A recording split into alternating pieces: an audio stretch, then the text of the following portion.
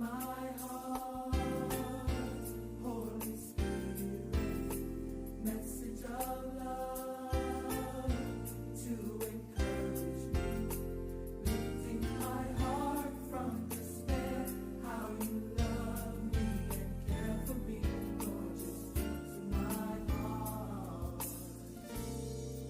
speak to my heart, Holy Spirit, give me the words that will bring to life, words on the wings of the morning, the dark clouds will fade away if you speak to my heart,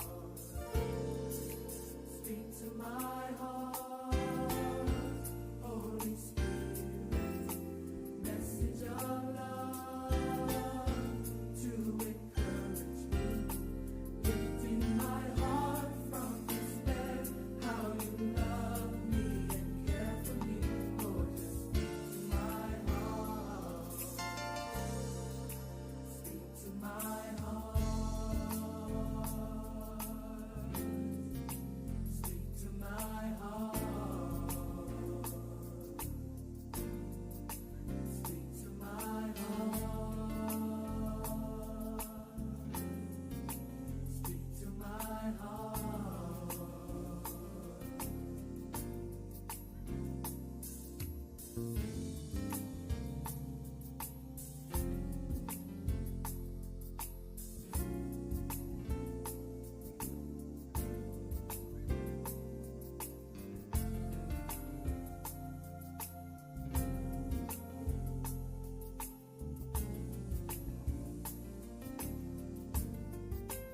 Speak to my heart, Lord. Give me your holy word. If I can't hear from you, then I'll know what to do. I won't go alone. I'll never go on my own. Just let your spirit guide and let your word abide. Speak to my heart, Lord. Give me your holy word. If I can't hear from you, then I'll know what to do. I won't go alone. I'll never go on my own.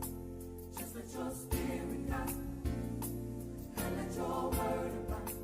Speak to my heart, Lord. Give me your holy word.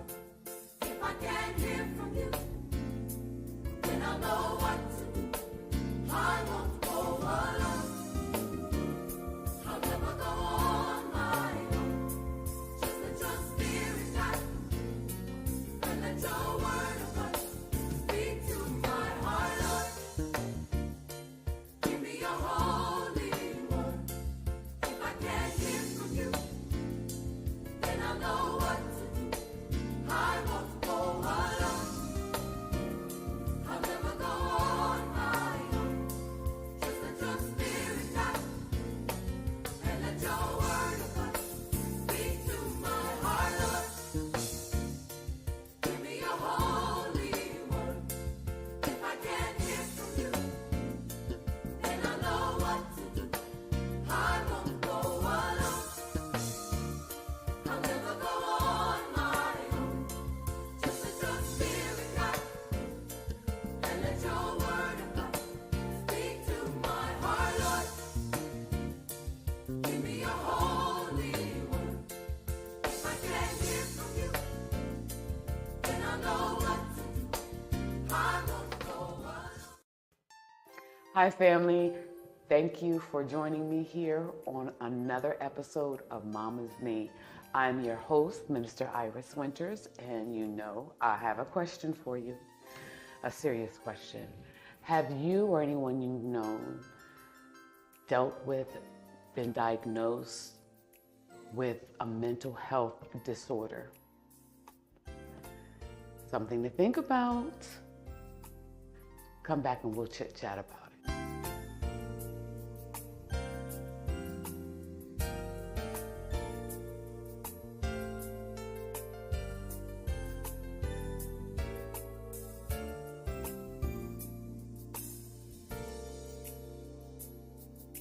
Hi, family. So I started out with the question, do you or someone you know has suffered, been diagnosed with a mental health disorder?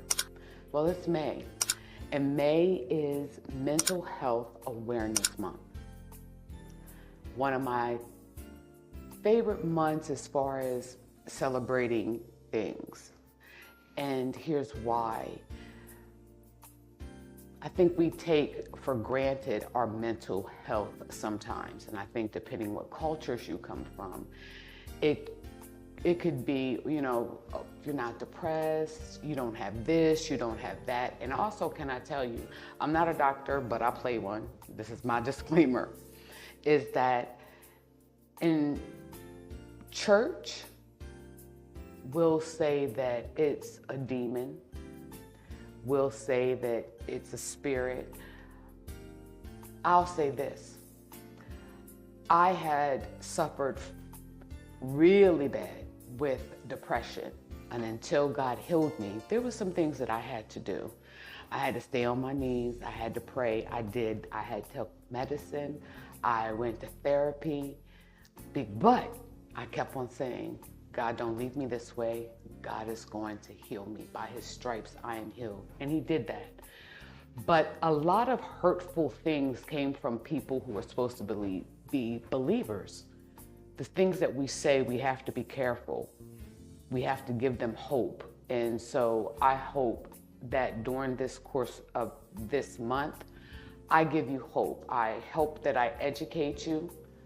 I hope that you will look inside yourself, family members, and see if any of this sounds like you, or if you already know and you've been down that road, share with me. 1 in 5 U.S. adults experience mental health illness each year. 1 in 20 adults experience a serious mental illness each year. 1 in 6 U.S. youth aged 16 to 17 experience a mental health disorder each year. 50% of all lifetime mental illness begins by the age of 14 and 75% by the age of 24. A mental health condition isn't the result of one event. Research suggests multiple linking causes: genetics, environment, lifestyle influence, whether someone develops a mental health condition or not. A stressful job or a home life that can make some people more susceptible, as do traumatic life events. We've talked about that in the past. Biochemical process and circuits and basic brain structures may also play a role too, meaning that it's a chemical imbalance. So another thing to say to people, be careful when they always claiming something or things like that. Sometimes it's just the way our brains is wired. It doesn't mean that you're broken. It doesn't mean that you can't be fixed. It doesn't mean that your family did something wrong. Mental illness is no one's fault. And for many people, recovery, including meaningful roles in social life, school, and work, is possible, especially when you start treatment early and plan and play a strong role in your own recovery process. Mental illness is real. It's not fake. I've seen it in all ways. And so this month we're going to talk about some of the disorders, trying to tell the difference between what's expected behavior and what might be the signs of mental health isn't always easy. It's not like if you have diabetes or cancer where you can do screenings for that. Trust me, you can do screenings, but it's just not easy. For example, when my grandson and my son, they're the same age, when they were like in their 13, 14-ish, I said to my daughter, Sasha Winters, who now is a licensed therapist, I said, you think something's wrong with them? I think something's really weird, like what's going on? And because I had my own mental health issue years before, I was thinking, oh my goodness, what's going on? And if I kept on playing that, I would have thought that But they're just two different type of teenagers growing up in a different way. They isolated themselves. They didn't talk as much. But now when they were together, they did a lot of laughing and talking. And funny thing is that I said that to them today because they're together today. And you have to wait out as a parent, which you'll know. My youngest son used to act out horribly in school in daycare. And the teacher at the daycare was going to put him out. And before she did, she asked me to take him to CMU. And I'm thinking, there's nothing wrong with him. But because he had these behaviors at school and never at home. So I was like, okay, maybe I don't want to be that parent that think, oh, ain't nothing wrong with my baby. Took him to the therapist and she said, ma'am, there's nothing I can do for him. She said, he is just headstrong. She said, and I find him highly intelligent because he walked in the door and said, hi, my name is Jace. And there's really nothing wrong with me, but my mama told me to tell you that you can call CYS because when I get back, just ran it all down. He introduced himself, he introduced his brother. But what one teacher at school saw, no one else saw. But I still did not want to be that parent. And I said to him, I said, what goes on? And he simply said one thing. He said, I think they're disrespectful. And I don't like disrespect. He started saying that at 4. Now, has he had his moments? Yes. But there was nothing mentally. He had no mental disorders or anything. So one of the ones that I want to talk about is the good old ADHD. Now, I don't know about y'all, but when I was growing up, there was no such thing. I'm in my mid-50s. There was no such thing. It was, I'm going to whoop your backside if you don't sit down, if you don't stop. But whether it's environment, what's in the air, what's in the food, it seemed to be a diagnosis that was just like widespread. And I have to say that I am a believer and I know that God heals, but I have to say that I am one person who has been diagnosed. And then I thought, what if God just wired us different? What if I just think faster than everybody else? And this is what society says it is. Now, I'm gonna tell you, I still think that, but I know watching my children, and we always think that it's just children that have ADHD. It's not. Adults have ADHD and they get diagnosed later in life, such as I am. With all my health, I'm saying, God, I'm gonna need you to not leave me this way, and I am healed by his stripes. There are days where I think fast, I think a lot, my mind is boggled down, and I could not for the life of me wrap my mind around that there was anything wrong. I'm thinking on a good day, I can outthink you. On a good day, I can hear what's going on going on over here. I can hear what's going over here, and I can think what I got to do later on, who I got to pick up, what all things I got to do, and still be attentive. Now, kind of crazy thinking, but see, I throw discernment in with that one. Like I can, like I'm in the spirit and I'm praying for somebody. So just let's think about it. In the spirit, I'm praying for somebody and I hear God talking. Do I have ADHD because I can't focus on that? That's where I'm going with that. Like I said, I'm not a doctor, but I play one and I'm not. And this is just a disclaimer. That's just my thought. And please leave in the comments. Let me know what you think because it's pretty interesting. I would love to know what you think. But listen, each illness has its own symptoms, but common signs of mental illness in adults and adolescents can include the following: excessive worrying or fear, feeling excessively sad or low, confused thinking or problems concentrating and learning, problems understanding what is real and what isn't, a delusional, extreme mood changes, including uncontrollable highs and feelings of euphoria, prolonged or strong feelings of irritability or anger, avoiding friends and social activities, difficult understanding or relating to other people. Now, keep that one in mind. I'm going to put a pin in there just real quick. There are people who are introverts and extroverts. Why does that have to be a mental illness?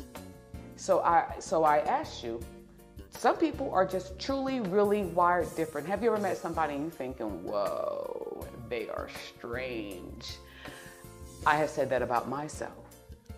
I'm different. I'm strange. But then I say I'm wonderfully and fearfully made in his image. I'm not meant to be like everybody else. I say that about most people I meet, because who wants to be like everybody else? And so I'll continue. Changes in sleeping habits or feeling tired and low energy. Changes in eating habits such as increased hunger or lack of appetite. Changes in sex drive, difficulty perceiving reality, and I said this before, delusions, hallucinations, which a person experiences and senses things that don't exist in objective reality. That's something to really watch for. Inability to perceive changes in one's own feelings, behaviors, or personality, a lack of insight. Overuse of substance like alcohol or drugs. Multiple physical ailments without obvious cause, such as a headache, stomach cramps, aches, vague and ongoing aches and pains, migraines. Thinking about suicide. The ability to carry out daily activities or handle daily problems and stress. An intense fear of weight gain or concern with appearance. That can also go into other mental health issues such as bulimia. Mental health conditions can also begin to develop in young children because they are still learning. Like I talked about my son and my grandson.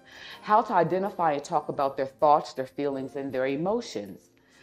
Obvious symptoms are behavioral. Symptoms in children may include the following: change in school performance, excessive worry or anxiety, for instance, fighting to avoid bed or school, hyperactivity, frequent nightmares, frequent disobedience or aggressions, frequent temper tantrums. Now, to that, let me say this. There is one common thing that I know for sure that a lot of parents give their kids, and that's red dye 40. That's going to make your child very hyper. Doesn't mean they have ADHD. No, how about let's changing their diet? So what I'm trying to also point out is, yes, it's real, but I don't want everybody to say, oh, you know what? That's a thought. That's what that person has. No. There's a thing in our household when my son was growing up, do not give him red anything. I never gave my kids like Kool-Aid and things like that. But at daycare, and I'm wondering why he's acting the fool, because you gave him red juice. And I mean, it would, the one time I was thinking, okay, he need to go to sleep, I'm gonna give him some Benadryl. Benadryl works fine if it catches it at the right time, but it has red dye in it. And I'm thinking, why is he still awake? That leads me to know this one thing, that when that happens, when medicine doesn't do what it's supposed to do, that there sometimes is a chemical imbalance. Again, I'm not a doctor, but I play one, and I know that for a fact and medically. But again, like, it's not like cancer or diabetes. Like, I can't take a blood test.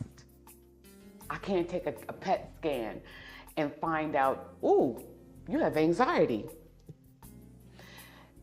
After a diagnosis with a health provider, one can help develop treatment plans that help them, and it doesn't always have to be medicine, it doesn't always have to be talk therapy, but there are other ways. Sometimes it could be because of a traumatic experience, and it could be situational. There's some mental illnesses that seem to be life-wise. I have family and friends that suffer from schizophrenia. And yes, my church thumping, going people would always say, that's a spirit. I'm not going to deny that. But to the person that is going through that, they can't see that. Can we get them in the house of God? And can we fast and pray for them? Because that's a whole different illness to me in a nutshell. And yes, I do have my thoughts about that spiritually, but I express them when I need to. On this platform, I will not, but to that. For anxiety disorders, Everyone can experience anxiety at any time. The symptoms can make you feel overwhelming, but when it's an issue is when they're constant. Or when you think, oh my goodness, I have a project I gotta do, or I gotta drive cross country, or I gotta go across this bridge, or I have to sit and talk to someone, often impacting your everyday life. Excuse me. Anxiety is something that I think goes undetected a lot. Feelings of apprehension or dread, feeling tense or jumpy, restlessness or irritability, anticipating the worst and being watchful for signs of danger. Physical symptoms, you got a pounding heart, you break out in a sweat, you get headaches, you get an upset stomach. That is definitely an anxiety disorder, and you can calm yourself down. You can think of different things to do that. But for some people, it's not that serious where they will have a serious panic attack. And I have to say, with God, all healing is very possible. You gotta believe. I have to say that. But again, for people who may not be in Christ, for people who cannot see past their mental health disorder, be kind, be careful what you say. Especially if you're a believer, pray with them, pray for them. Because I watched someone who was suffering from a debilitating phobia. And to me, I was thinking, that is so silly, but it's not you. And it was real to them. And the only thing that their parents kept on saying to them, oh, that's a demon, that ain't nothing but the devil. Not saying that wasn't the case. What I'm saying is, then let's begin to cast that out. If you don't know how, you need to give them to somebody that can. But that tone would make her go into a rage.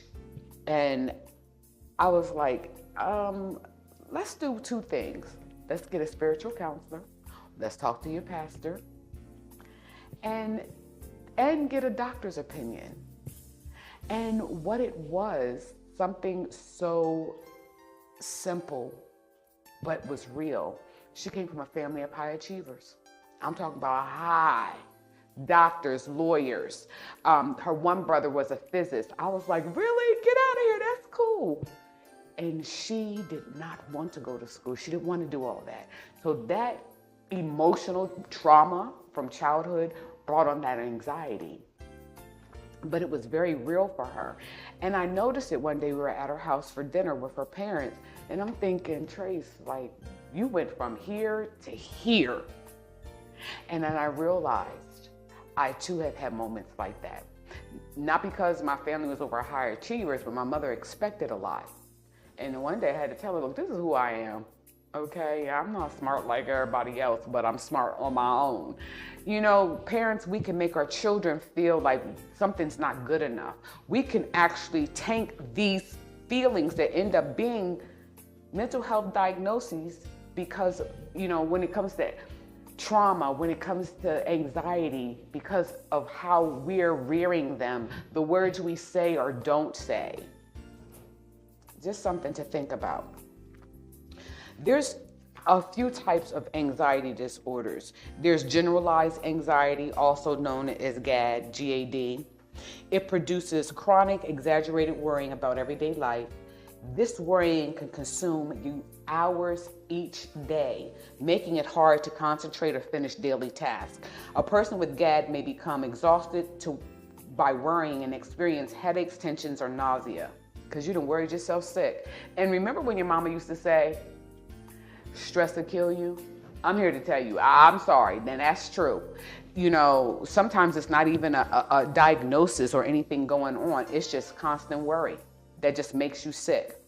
Social anxiety disorder, more than shyness, this disorder causes intense fear about social interaction, often driven by irrational worries about saying something, meeting someone, or saying something stupid. Someone with a social anxiety disorder may take may not take to conversations, may not contribute in class, may not speak up at work, may not volunteer for certain things. Then there is a panic disorder. This disorder is characterized by panic attacks and a sudden feeling of terror and doom, striking repeatedly and without warning. This right here will make you feel like you're having a heart attack.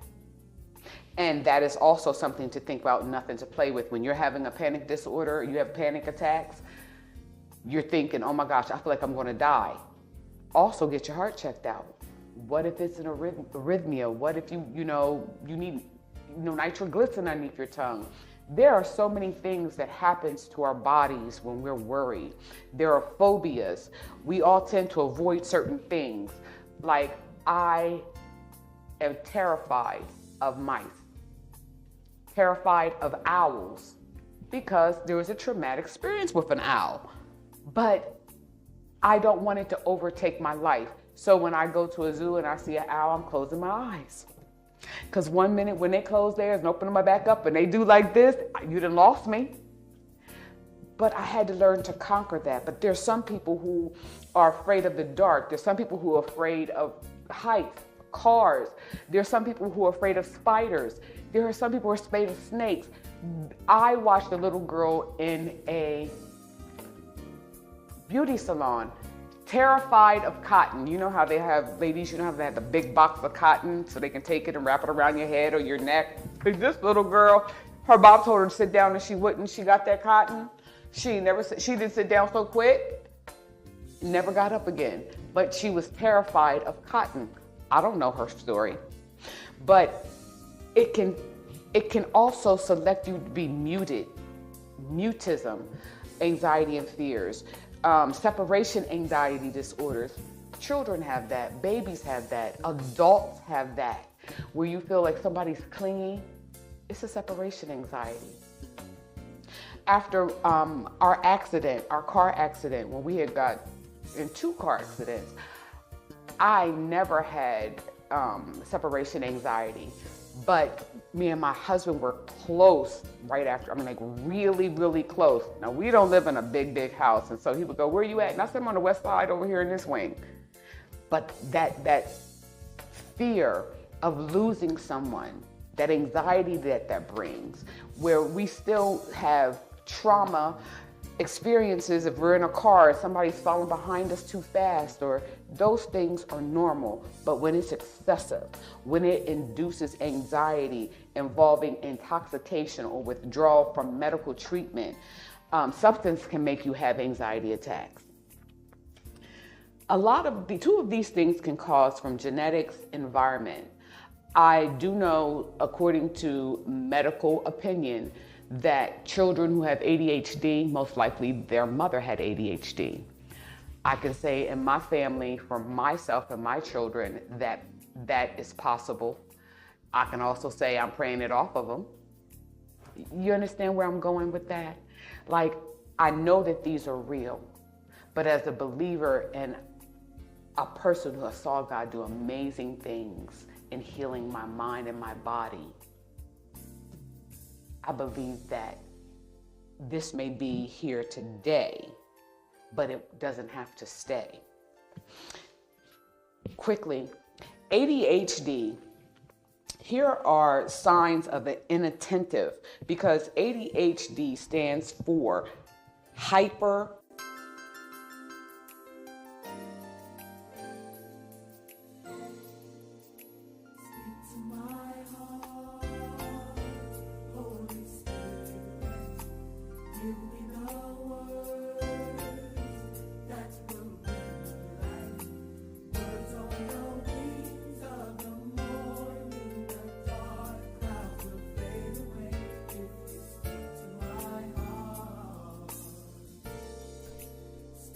my heart.